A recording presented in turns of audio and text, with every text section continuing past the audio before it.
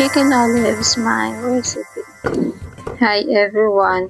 Ito pala yung recipe na niluto ko is chicken olives. Naglagay na pala ako dyan ng sibuyas, tsaka kamatis sa baba para hindi dumikit yung chicken sa kaldero. Naglagay na rin pala ako ng bawang, carrots, bell pepper, daw ng laurel, tsaka nag-slice na ako ng lemon, olives, brown or green, tsaka yung black.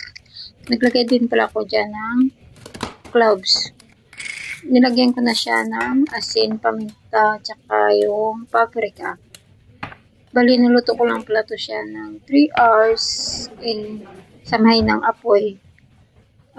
Naglagay na ako ng dinagdagan ko pala ng olive oil dyan.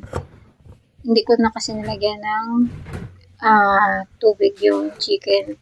Bali yung olive oil lang yung magluluto, tsaka yung sangkap is magtutubig din naman. Yun lang. Bye. Thank you for watching.